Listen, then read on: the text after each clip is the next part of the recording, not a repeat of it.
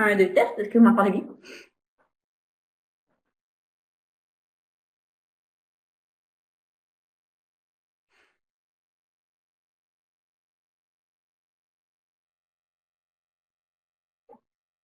Can you guys hear me? Oops, sorry. Perfect. I can hear you. I can't turn on my camera though.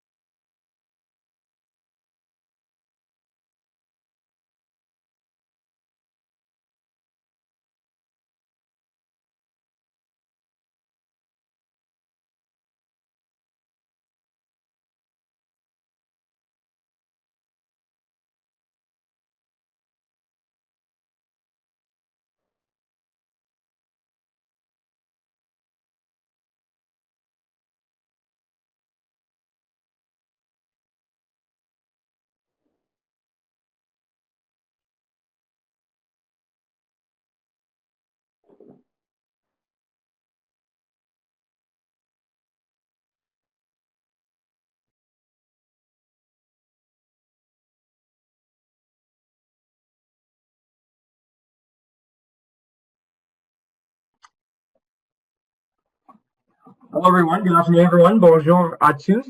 My name is Peter Nidre. I'm the Director of Education Partnerships at the Coaching Association of Canada. Je m'appelle Peter Nidre et je suis le Directeur des Partenariats et en Éducation.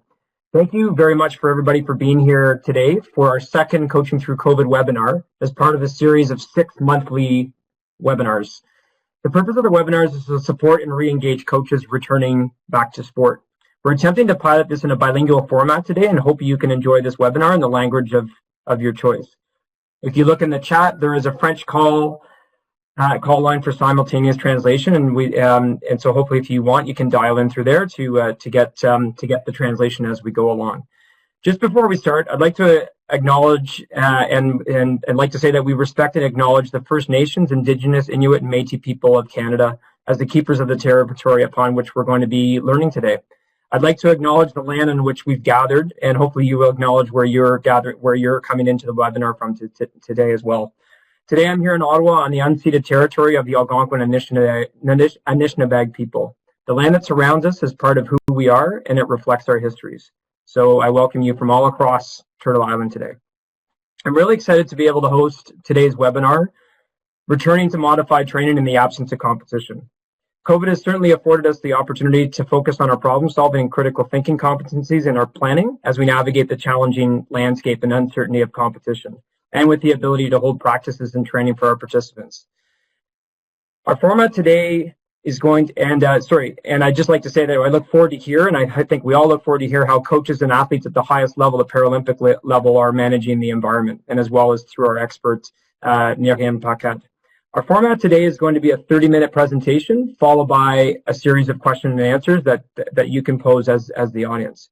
Please put any questions you have in the chat in the language of your choice, or feel free to ask them live and we will ensure that they're going to get answered. Vous pouvez poser vos questions ou commentaires dans la langue de votre choix aujourd'hui. At the end of our session, we're going to have a quick feedback survey as well for you to complete.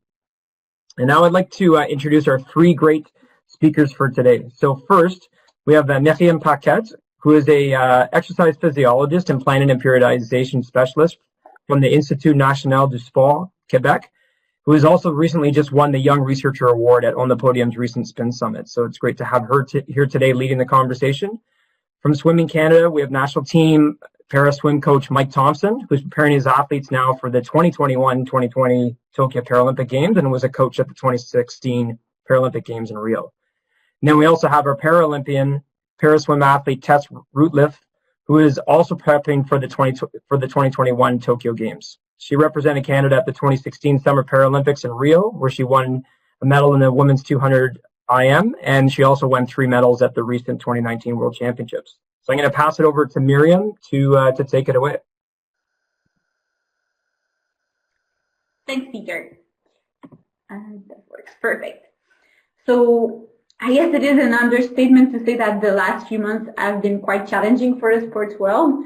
Our daily training environment has been completely changed in March and probably won't be back to normal before many more months. So the goal of today's webinar is to explore different situations you might be in and expose the challenges and try to answer and bring different solutions that could be put forward, and probably also generate some thoughts and reflection on your hands. And I believe that Canadian coaches can make the most out of this unfortunate situation if we share our successes and challenges. So that's why we have Mike and Tess with us today. They've accepted to come and share what have been their challenges in the last 5, 6, 9 months, and what have been their successes so far, and what they were looking forward to in the future. So, as I said, you guys are probably in different situations according to the province you live in, the sports you're coaching, and the level of athletes you're working with. So we will look at 3 different scenarios and expose the challenges of these scenarios and think about solutions and what should we be thinking about if we're in one of these situations. And we will probably all live through these different situations in the upcoming months, and or we've lived them in the last few months. So first scenario would be a case where athletes are not able to train as a team, or even not able to use the facilities they need. So swimmers who can't swim in a pool, or soccer players who can't train as a team, maybe athletes who can train in the pool or in their facility but without supervision of a coach. So in that first scenario, there is a major effect of the lockdown or the situation on training, and training cannot look anything like normal. So we'll see what we can do to make the most out of this situation. Situation 2 will be athletes being back to training, but with no competitions in the near future. So one of the challenges will prepare a longer than usual preparation period. So the yearly training plan clearly cannot look like it would normally look like in usual years. And maintaining coaches and athletes' motivation for a long period of time with no competitions might also be a challenge. And then in situation 3, we'll be looking at athletes who are back to training, preparing for competitions, but with competitions that might well be either canceled or postponed last minute, maybe a couple weeks before the event. So how can we be adaptable and plan so that we can quickly come back to our feet if any of these changes occur, and make sure we're able to perform at the right moment, whatever that moment is. So if we jump to situation 1, with an athlete who would not be able to train with his team or in the right facility. I guess there's some echo. Okay, it's good. So the first step here is to answer the question, what is my goal? What do I want to use this time for? So if I can't train as usual, what am I going to use this time for? How am I going to optimize the time I have in front of me if it's not doing my actual sport? Different possibilities here. I've named 3. So one, do I want to use this time to recover? So have my athletes rest and recover, or recover from an injury.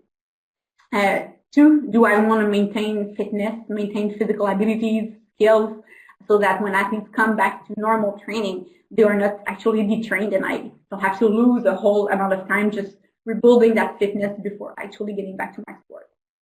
And 3, do I want to use this time to set goals or reset goals? Some of you guys might have more time in front of you because of canceled sessions, not being able to supervise athletes. So maybe you can use some of this free time to meet with the athletes, set goals, and make sure you have a plan to reach these goals. So let's look at these 3 situations, these 3 goals you may have. Maybe you have one of these, maybe you have 3 of these, and then after we'll hear what Tess and Mike have to say about how they've handled that first lockdown that was from March to July for us with no access to the pool. So first, if your goal is to recover, so what state, so when the lockdown starts or when training interruption starts, your pool closed or whatever the infrastructure you need is not available, what is the actual state of your athletes? Are they fatigued? Are they under high load? Where are we in the season? So many teams use the first 2 to 3 weeks of the first lockdown in March to recover and use these weeks as their normal transition period or off season.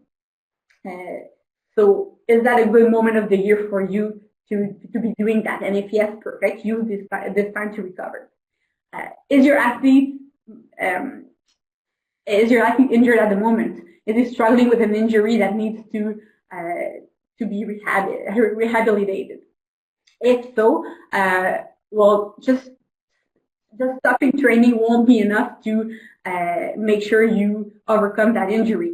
So maybe you want to seek professional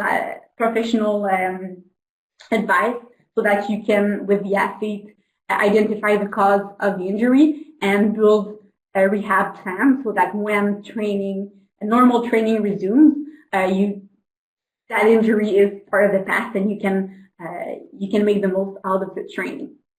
And an important part is that stopping training is not the way to deal with an injury. And there's great evidence that doing nothing during a transition or doing nothing between seasons, for example, in soccer, increases the risk of injury when training resumes. So if you have athletes struggling with injury, you need first to manage that injury, but second to make sure there is a maintenance load during that training interruption so that the injury risk doesn't increase when the athlete comes back to normal training. So making sure you have a plan if the number 1 goal is to recover from an injury. Now, most of you guys probably have the goal of maintaining fitness during the lockdown or during the training interruption. If that's the goal, well, you have a few questions to answer. First, what are the qualities you want to maintain? Is it aerobic fitness? Is it strength? Is it power? What are you looking to maintain? What is the right maintenance load? So how much training should you do in order to maintain these abilities? And whatever the quality you want to maintain is, increase that load progressively. If you want to maintain aerobic fitness for a swimmer, and the only way to do that in the current setting is running, well, you will have to be really careful in how you increase the running load so that you don't create another injury.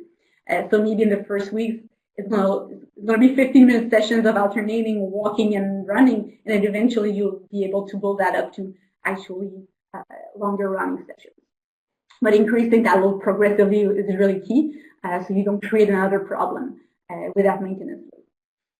And in terms of identifying qualities to maintain and in identifying the right load, there's lots of literature around detraining and the effect of training cessation on different qualities. So we can go and have a look at these studies to have guidelines on how to maintain the different qualities. So first, if we look at maintaining aerobic fitness, so if the goal during the lockdown is to maintain aerobic fitness for your athletes, the type of training you want to do will depend greatly on the length of the training interruption. So what we know from the scientific literature is that if the duration of the training cessation is of 2 weeks or less, there will be really minimal effect on aerobic fitness. So yes, you may as well try to maintain and keep some aerobic training sessions, but even if you did nothing, there would be minimal effect on aerobic fitness. So nothing to worry about if training cessation is short. Now, if the training interruption is between 2 and 4 weeks, there will be a detraining effect, and the athlete will lose some of his aerobic fitness. But the good thing is, in that short period of time of 2 to 4 weeks, most of the detraining will come from central adaptation, cardiac output, plasmatic volume. And these central adaptations can basically be maintained by doing any kind of aerobic training modality. So if you're a swimmer again, and you're out of the pool for 4 weeks, you could maintain pretty well your aerobic fitness by doing running, cycling, rowing. So any activity that will increase your heart rate will maintain these central adaptations. The problem is when training interruption is longer. If a swimmer is out of the pool for 4 weeks or more, like it was the case last spring and summer, then the loss of aerobic fitness will come both from central and peripheral adaptation. So that's where you'll start to lose some muscle exertive capacity, some muscle capillarization. So these peripheral adaptations are specific to the training modality. So swimmers will need to swim if we want to maintain these peripheral adaptations. Or at least the training modality should target the same muscle groups and in the modality that's as close as possible to the actual sport. And so that's where over the summer, after a month or two of training interruption last spring, we started looking for places where athletes could do tethered swimming or open water swimming, so we could maintain these peripheral adaptations.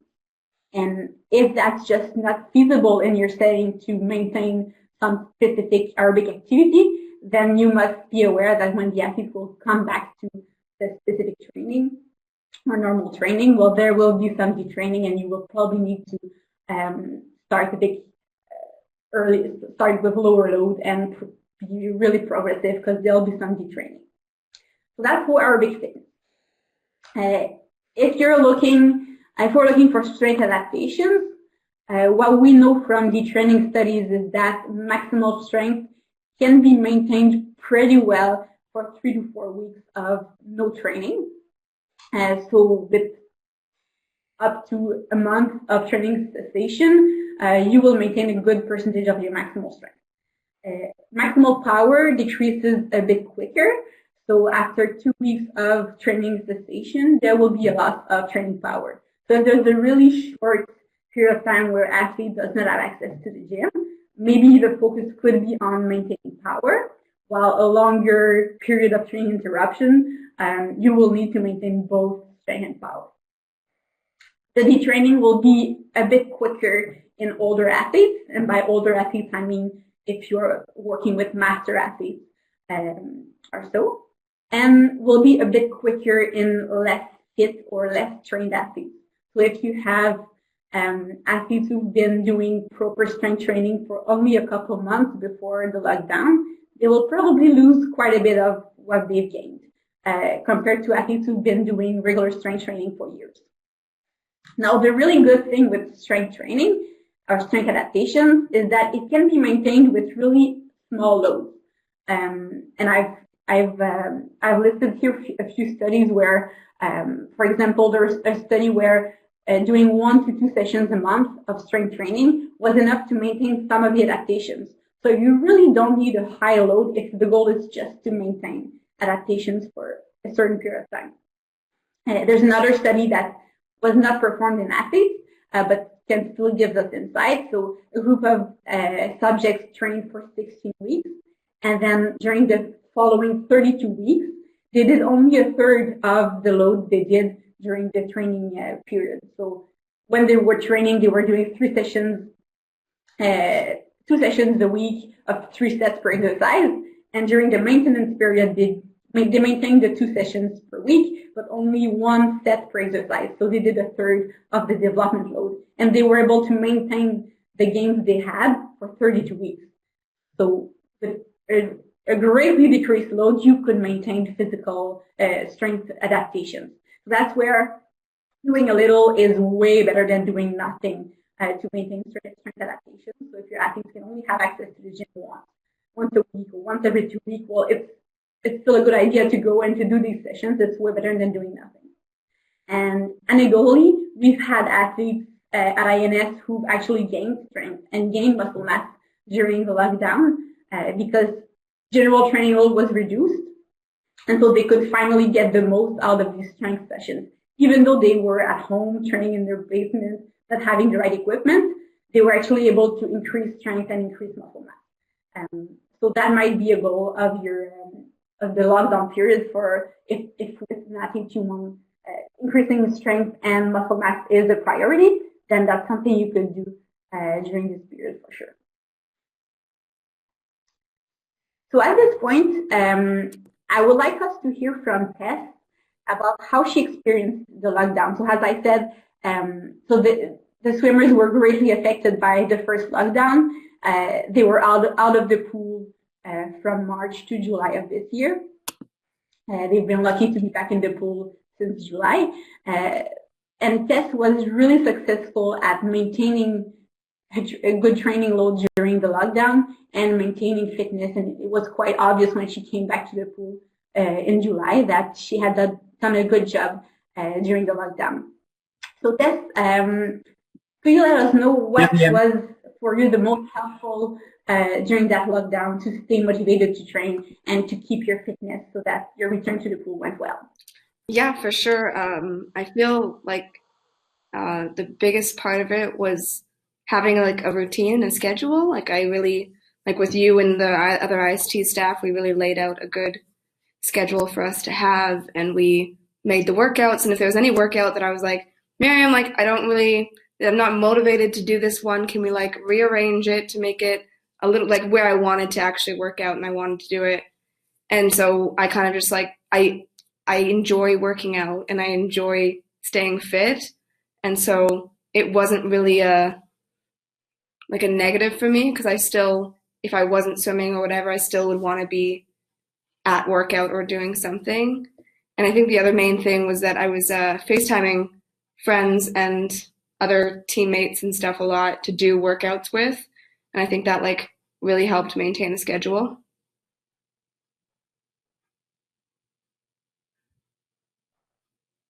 Thanks, Tess. So I guess having a structured schedule and then what I get from what you say also, so like making sure you can do things you like. Yeah. So being flexible in what you should be doing so that it's enjoyable. Exactly, especially when we were like locked down and there wasn't much to do, and we kind of need to work on your mental health too. And if there was something or like something that you had presented and I was like, yes, but I think I'd be more motivated if we did it like this or something other than that, and you'd come up with a different option, then I thought that was really helpful.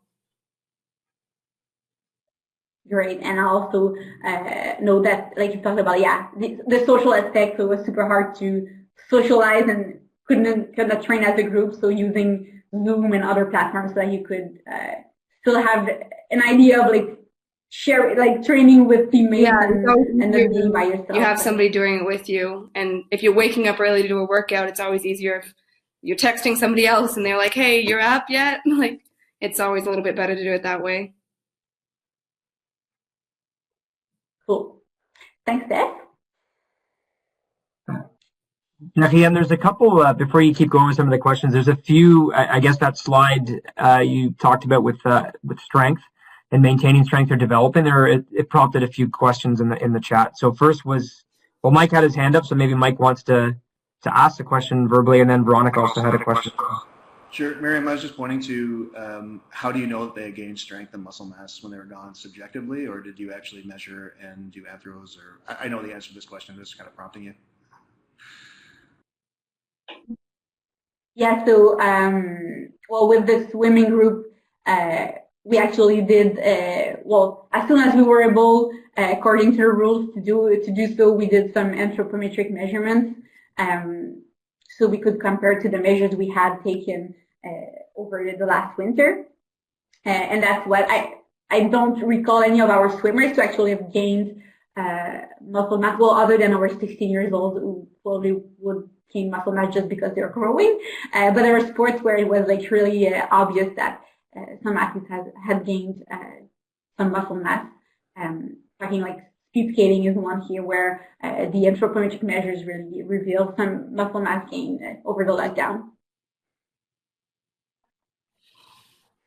And I think it looks like Veronica had a question as well. Veronica, do you want me to read your question or do you want to read it out? Looks like Veronica asked, is it possible to increase strength and hypertrophy at home with very little fitness equipment? Yeah, theory that was one of the challenges. Oh, I can hear myself twice. Okay, so yeah, theory was one of the big challenges of the lockdown period, having to train with little or no equipment, and that's where the strength coaches have been really creative in like finding ways of doing some like proper work with a little equipment. With the para swimming team, we now have little bundles of like elastic bands, TRX, and other like small stuff that we're ready to give the athletes if there was another lockdown and we couldn't have access to the gym for an extended period of time. So clearly there are things we can do with elastic bands, with TRX, with using one leg exercise. So like, there's always ways to work on strength and hypertrophy and endurance and power with minimal equipment. Of course, needs to be a bit more creative, but yes, there are ways.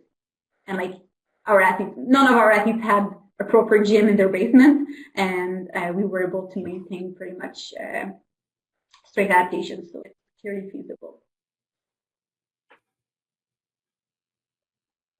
There's a few more comments coming in, but we'll see from Bob and Patrick.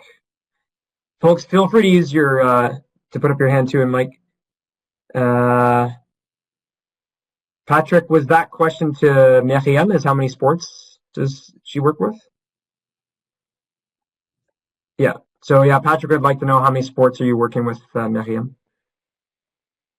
Yes. So at INS, I'm working with well, pretty much splitting my time between the paracycling and paraswimming groups. But we're fortunate to be working really closely with everybody else at INS. So that's where like we've been sharing insights with the other sports that are training here. So artistic swimming, speed skating, diving, water polo, etc. So personally working mainly with cycling and swimming. But yeah, we're always sharing information between sports here. Okay, great. And just last before you keep going, so Tom has just indicated how out in BC, and I think we're seeing that reflected. There was a great article on in Radio Canada on Saturday.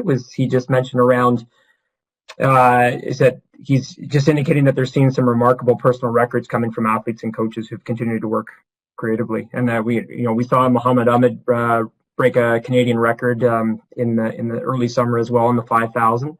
And we saw some world records drop too. I don't know if you want to talk to that as well or just respond to Tom and then keep going.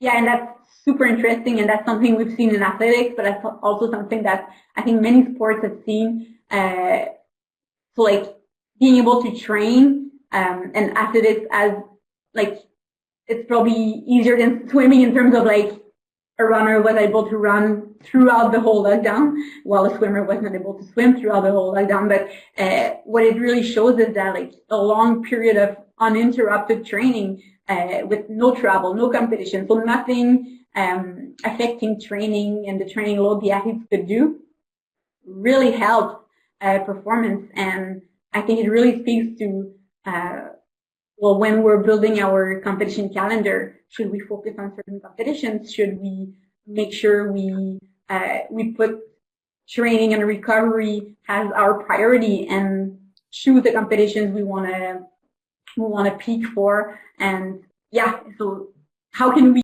create this extended period of training with no interruption in the future years? And that's not always feasible, but clearly something that seems to be working well. Yeah.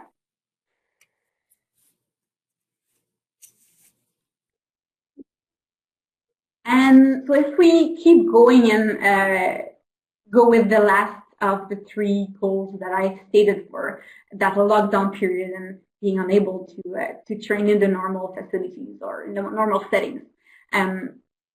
One of the things we may want to use this time for is setting goals or resetting goals. So first, I guess setting goals for the lockdown period would be a must. So if we were to be home for a month, 2 months, 3 months, what are we going to use this time for? And if the athlete can't train normally or can't train with teammates, what can he actually do that will have an impact on performance? And so is there some mental preparation they can do? Is there some work on agility, mobility, balance? So are there some areas of performance that we don't normally have time to work on and that we could take the time now that we're stuck home and can't do our normal training? Can we work on team cohesion? Can we work on team values? What can we use this time for that will have an impact down the line, even if it's not on performance tomorrow? So set the goals you have for this lockdown period. And you may as well want to use this extra time, if the lockdown has given you extra time, to reassess where the athlete's at and what the goals are for this season or the next season. And that's something we've taken the time to do a bit more thoroughly this year, as we had a bit more time this summer, meeting with each athlete, setting the goal, assessing the gap between where the athlete's at and the goal they have, and making sure we had a plan to bridge these gaps and to make sure we were going to assess and make sure these goals were progressing over the year. So at this time, I'll turn to Mike. And Mike, can you share with us a bit about around how you managed that first lockdown in March and July of last year, and how you made the most out of that lockdown with your team? Yeah, the hard part about the lockdown the first time was that we had a very good start to our year. We had spent close to almost 2 months between Japan and Australia, and the biggest problem at that point was whether or not we were going to be stuck in Australia with the fires. COVID really wasn't a problem at that point. So when we returned to Canada, we had a couple of competitions, and we were literally, I think, 2 weeks away from our Paralympic and Olympic trials when things shut down. And nothing at that point was canceled, it was just postponed because they weren't quite sure how bad of a problem we had and how long it was going to take to get under control. So we spent quite a bit of time on that first lockdown trying to avoid confusion, because we weren't sure perhaps our trials were still going to go on in 2 weeks and we still had to be ready. Maybe they were going to be postponed for 2 weeks or 4 weeks or a month, or maybe even until June. At that point, the games weren't canceled either. So we really had to figure out exactly what our goals were going to be. And those shifted once the games were postponed until 2021. Immediately when we shut down, we found that it was absolutely necessary to try to keep these guys fit and ready, so that if trials do happen, even if we're not at 100% speed and best time efforts, we definitely had to be the most fit, because it was going to be an opportunity for our guys to make the team that hadn't already, and we just had to be better than other people. Once they postponed everything, then our goals changed. We no longer had to basically maintain fitness, because we weren't maintaining fitness for anything. So at that point, we decided that we were just going to try to keep people sort of in shape so they weren't arriving completely out of shape when they returned back.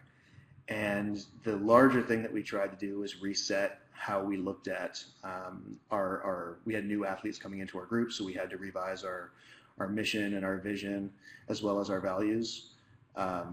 So we spent quite a bit of time doing that. We also looked at the gap analysis for all athletes. So taking a look at, we knew what everyone was supposed to do in March, April, and looking into the games, but we didn't really look further beyond that. And now, life gave us a second chance at this, but at the same time, we have a lot of time to get through that. And so one of the things that I kept being reminded of actually from Miriam was that we have lots of time. Nothing had to be done immediately. We just had to really set ourselves up to be prepared and organized when we returned in September, July, August. I forget when we came back. June, July, I guess, July 4th. So we spent quite a bit of time on Zoom calls, and I'm sure that Tess can attest to that. We spent quite a bit of time trying to figure out exactly how to do everything that we wanted to do. And once we were able to get back in the water on July 4th, we were able to put those plans in place. I think a big piece of what we were trying to do at first was trying to be competition ready. And once we realized we no longer had to be competition ready, we were just trying to figure out ways to keep the athletes engaged, involved, fit, so that we didn't have to start completely from scratch when we returned in July.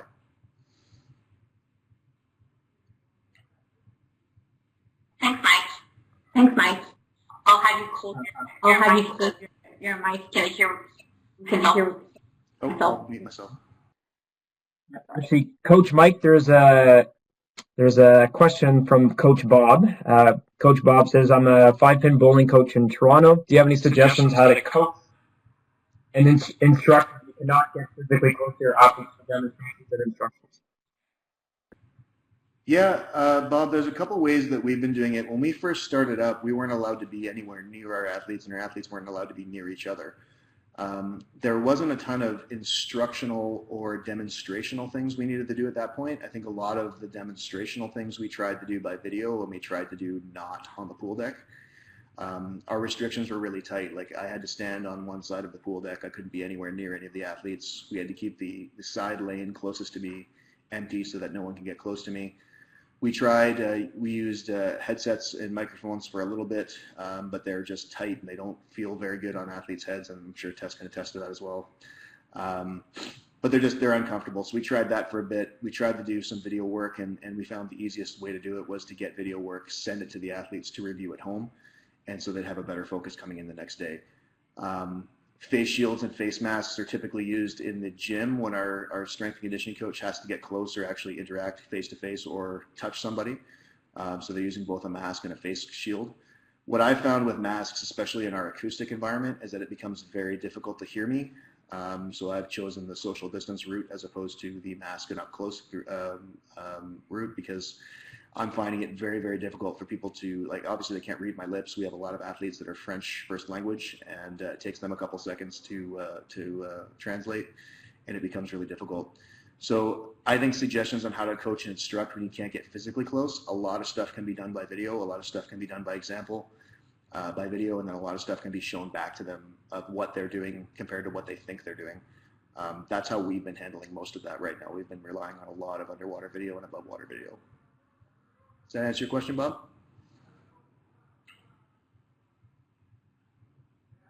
I'm going to assume it does. Back to you, Miriam.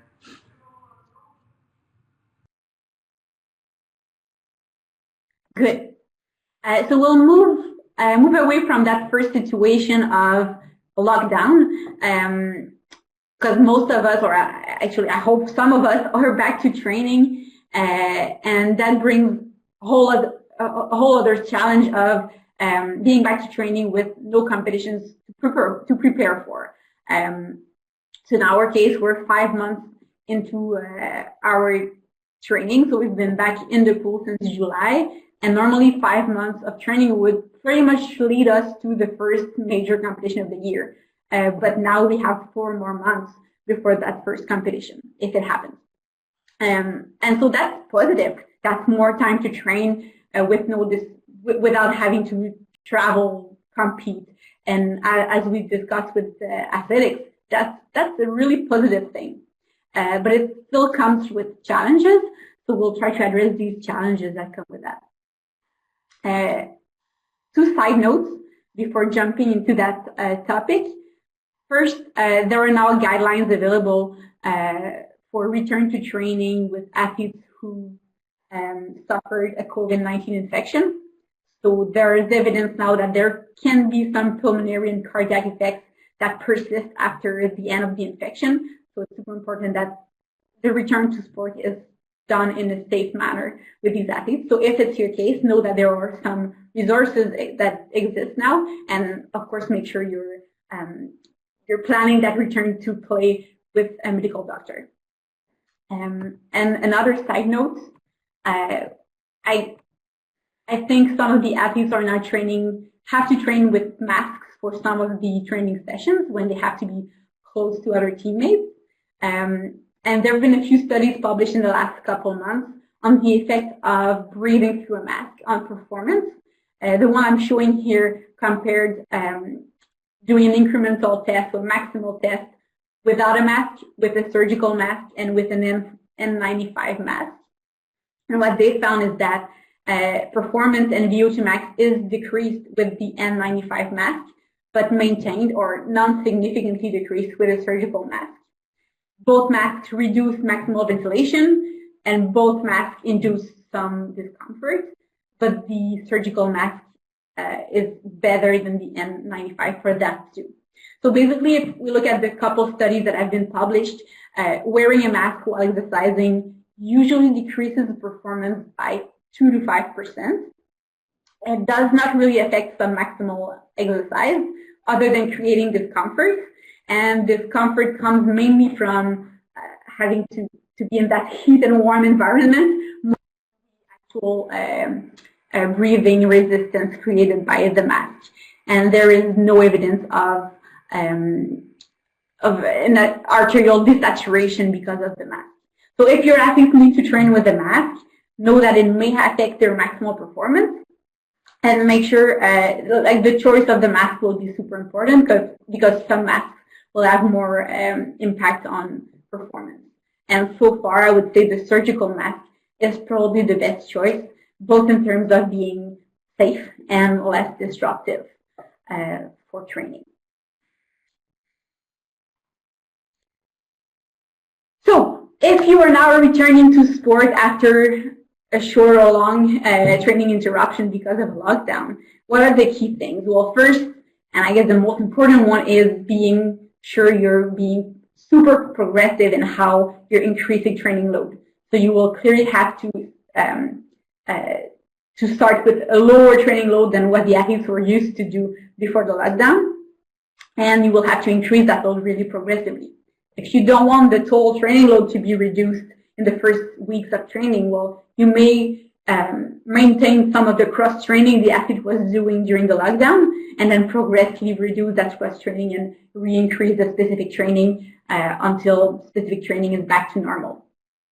And I would recommend using the perceived exertion to prescribe training intensity for the first weeks, so that you don't have to, like, if you're using speed, power, or pace, then you would have to have a really good idea of what the actual fitness of the athlete is. And it might be lower than where it was before the lockdown. So using perceived exertion would allow you to make sure the athlete is training at the right intensity that is corresponding to his or her actual fitness. And that progression is super important because it is well described that returning to training after a normal seasonal break or transition is a period where injury risk is increased. So it's been described in football and other sports. There is an increased rate of injuries pre-season right after the seasonal break compared to in-season. And there's data coming from the German Professional Football League on the injury rate before and after the lockdown of this year. And they've had an injury rate of 0.27 before the lockdown, and it came up to 0.88 injury per game after the lockdown. So clearly there's an injury risk here with returning to training, and that's where you really want to be progressive because you don't want to have to lose another couple weeks of training because the athlete got injured. So progression is the key, and we have a long time in front of us, or most of us, because there's no competition in the next couple months. So don't try to catch up, and really do a long and slow progression towards your goal. There is no there's no way it's not a good idea to try and rush things. Hey, Miriam, And can I interrupt? to make the most out of that longer than usual Can I add preparation. something to what you just said? Go ahead, Mike. Just that Go ahead, that's Mike. what we've seen a ton of. There's been a lot of athletes that have been trying to catch up for missed and altered and suboptimal training. And we've seen probably a loss of speed from that, but not necessarily very many injuries yet. I would just be very, very careful. And absolutely, I think number 3 is a huge point for any coach that has athletes returning back even after a 4-week break, is just be very careful to try to resist the urge of catching up.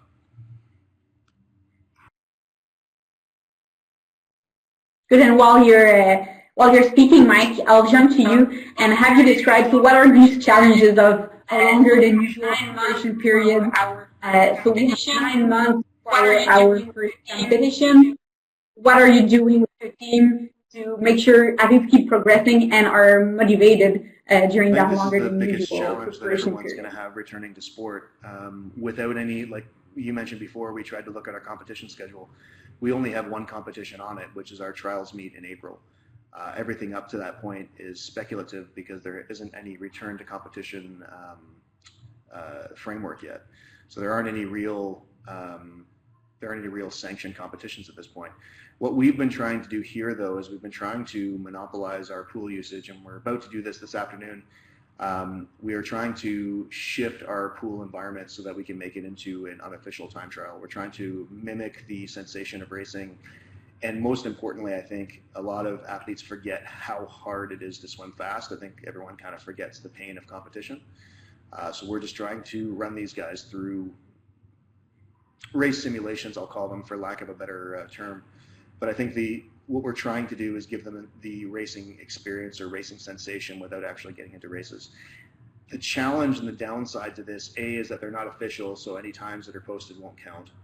The second part is that we're dealing with a facility and a pool here that really wants to accommodate the public and high performance sport. So we have to kind of dance around that a little bit. The times that we can do these races are not optimal. They're not the best timing because we have to kind of move around when the lifeguards are working and when they're not working, and when the public has been committed to use the pool and when they're not allowed to. So that's one of the major challenges is we have plans, we want to try to do some stuff, but it doesn't always work out the way we want to, and we have to make last minute changes. I think we just have to be adaptable, and I think that's the biggest part that becomes hard, because every time someone tells you of a change, there's a lot of eye rolling and there's a lot of like, okay, fine, we'll deal with it.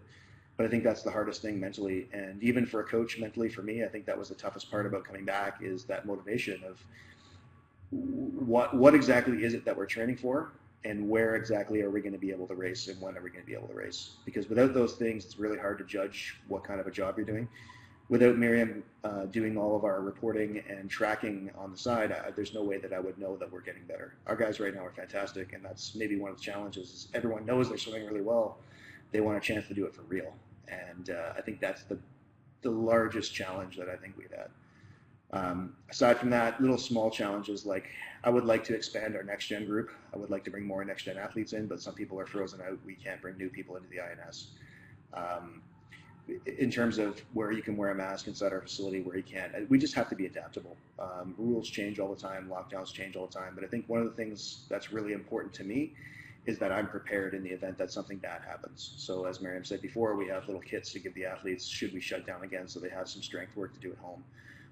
We've looked ahead and tried to book the pool ahead, know that we have a competition on whatever date, and when we have a competition today, athletes are asking if they should save racing suits for another time, and I'm saying no, because we know we have the pool now. We absolutely know there's no shutdown. We'll be able to race today. Let's race today and do it the best we can. So it's just trying to stay in the now, trying to be prepared for the future. Those are the toughest things, especially when there is no determined future time or competition or anything. We just know that there's a Paralympics, so we know there's a trials. So trying to do everything in between. I'd like to maybe throw it over to Tess, though, because I think, Tess, from your experience, you probably have a lot of things to say about our preparation as well and how you stay motivated.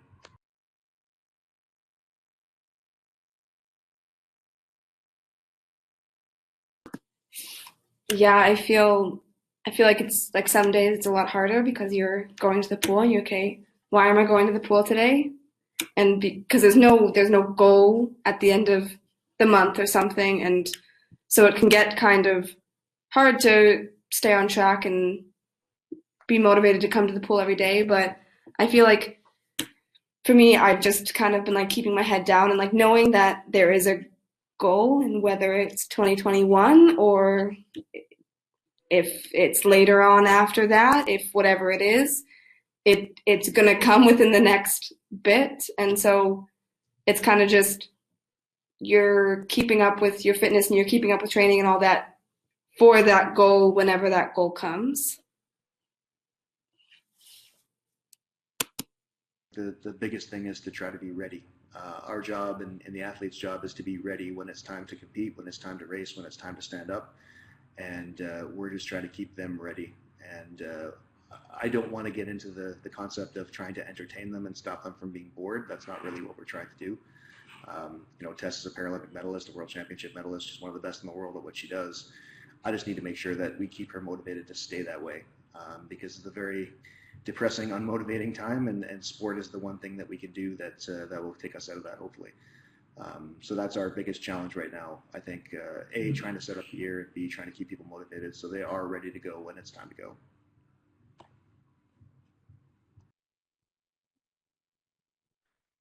Thanks, and that idea of being ready to go when it's time to go is a nice segue for the last bit of that presentation, looking at the situation we probably will all be in 2021, being back to training, preparing for a competition, but not knowing if it's going to be postponed or canceled. And these competitions will probably be important. It will be Olympic qualifications in some cases, or Paralympic qualifications, or maybe will count for carding or for team selection. So how can we make sure that whenever these competitions happen, the athletes will be ready to go? And I think that's something that a more manageable shorter-term periodization can help us deal with. And so I want to end up by speaking a bit of block periodization, because I think that's a way we can manage our yearly training plan, going from competitions being canceled, postponed, and wanting the athletes to perform and peak at certain competitions in these uncertain times. So what is block periodization? It's basically a periodization where the 3 different types of blocks, when put together, bring the athlete to peak performance. So what are these 3 different blocks? We're talking about an accumulation block, a transmutation block, and a realization block, or a general, a specific, and a taper block. So basically a 2 to 6 week of general training, where there's a high density of training for general abilities. And then after this 2 to 6 week block, we jump straight away to a 2 to 4 week specific block, where we concentrate training around a few specific abilities. And then right after this specific block, we jump to a taper and do a proper 1 to 2 week taper. And this accumulation of 3 blocks would lead to a peak performance. So the idea of having a block periodization throughout the year is that you could have theoretically multiple cycles of 4 to 12 weeks, each cycle bringing to peak performance. Now, that's not how I think that might be useful this year. We have a long preparation period. Let's make the most out of this long preparation period by using a long traditional preparation period.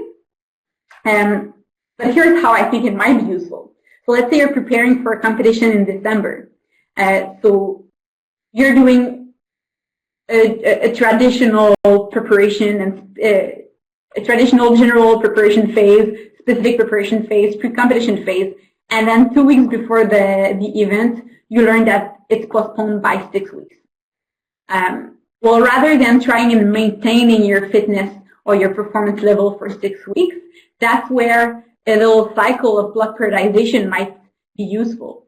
So you will go back to, so maybe you use this competition date that's been postponed to do a test or a race simulation or something, so to make the most out of the performance level the athletes were at.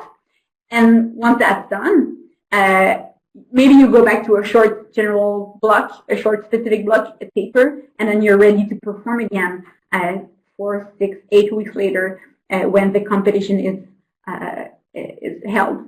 And then if it's postponed again, well, then you go again with another cycle of block periodization, and then you can go from there, from competition to competition, trying to maintain your peak performance. So it's a way to make sure you maintain both your general and specific abilities with competitions that might change dates quite often this year. So I hope these insights were helpful and gave ideas of like how to get the most out of coaching through COVID-19. As I said, I believe that like sharing our successes and challenges will improve the way we're coaching in these times. And at this time, we have 7 minutes left. So I will invite any coach to ask questions for either Mike, Tess, or myself. Thanks, everyone. So are there any questions from the coaches out there? I see Mohit is typing. And Nahiev. For how much, so I guess Mohit is asking how long for warm-up exercises, or how long should warm-ups be? Is that your question, Mohit? How long should warm-ups be?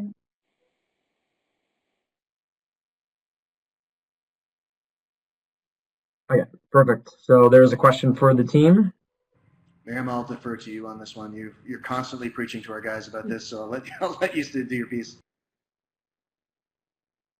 Yeah, I'm preaching for warm-ups a lot. Well, I guess it's hard to answer that question. Like, it really depends on what you're warming up for.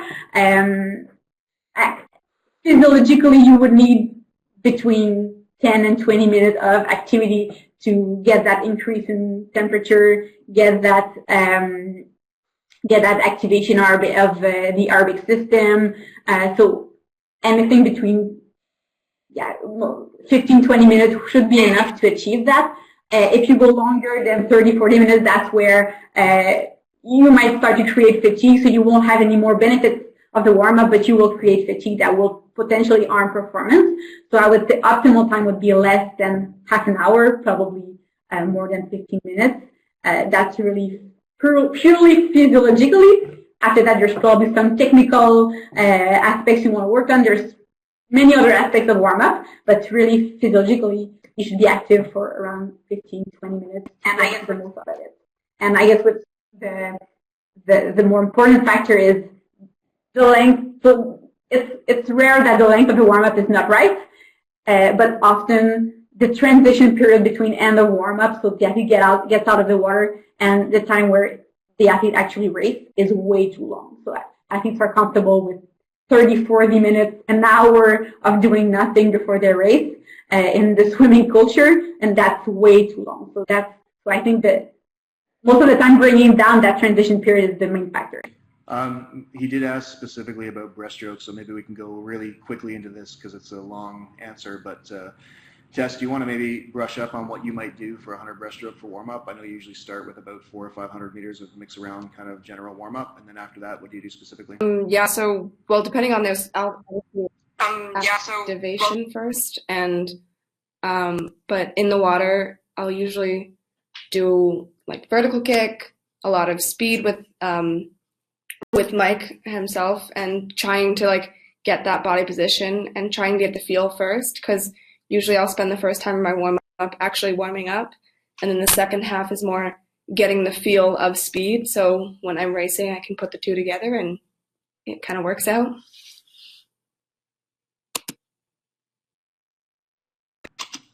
Thanks, Tess. And there's a question by Tiago is asking if we've tried any type of gamification with indicators like stands for most kilometers or any other indicator. We typically don't do gamification for training workout things or performance things because we have so many different impairments in our group. It's really, really difficult to compare. What we're doing with this time trial that we're doing today is we're running off of para points and then doing a differential between how fast they went in the morning compared to how much, or in prelims compared to how fast they did in finals. So we created our own index, and that's how we're gamifying our competitions to make them a little bit more competitive, or at least create some urgency to go fast. We try not to gamify distance or anything like that. because we find that people are just going to work too hard in the wrong spot. We do gamify for things that we need them to do, though. So, for example, for our daily monitoring with heart rate variability or with anything else to do with our Google Forms that we send out, our well-being surveys that we send out every night, we do gamify that, and we do try to make a standing record board. Miriam puts it up every week so that everyone knows, you know, if I got to beat tests this week on my reporting stuff, I'm going to have to get this much done. So there is a little bit of competition happening there. We try to gamify those things. We don't try to gamify performance level things, because we find that people will just not focus on the right thing.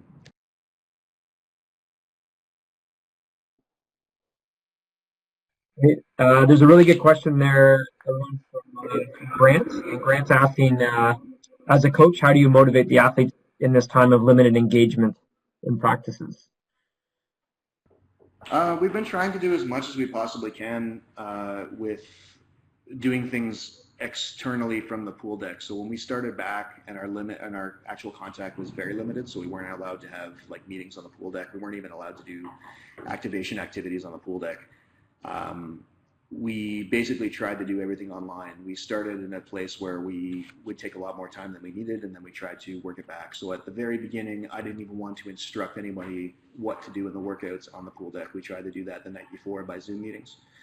And understanding that my day is full with about like 60 Zoom meetings a day, not that many, I'm exaggerating, but a lot of Zoom meetings every day. I can understand how in the middle of the day having to tune in for 10 minutes to hear your coach explain the workout is not overly motivating. So we tried to come up with better ways to do that, whether we're making them. We created a Facebook page years ago that we started using a lot more just to post documents and to post reminders. And that's pretty well what we've been doing. The athletes have done a really good job to motivate each other.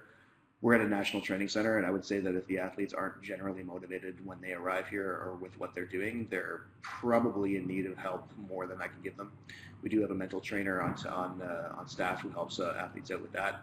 But generally, the motivation comes from shared leadership, not just from me, not just from Miriam, not just from Tess, but pretty well everybody in our IST team and in our group. We work really well together to try to make sure everyone's ready to go when it's time to go. And it looks like we're right at 2:30, and I don't want to take up any more time. I'll put my email in the chat box if anyone has any more questions and wants to talk to me. You're welcome to do that. I'll turn it back over to Miriam here. Thanks, guys, for your attention. I really appreciate it.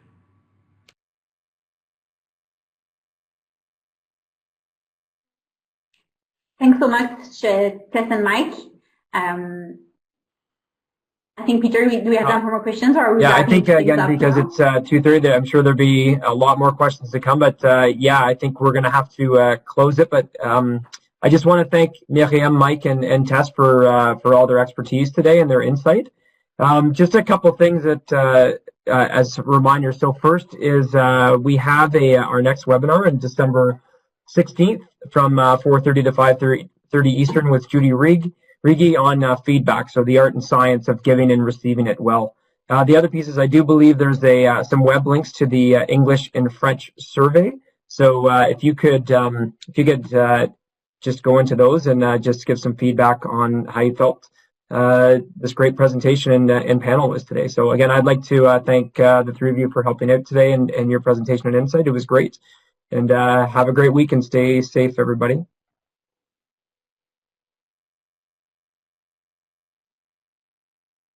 Thanks, everyone.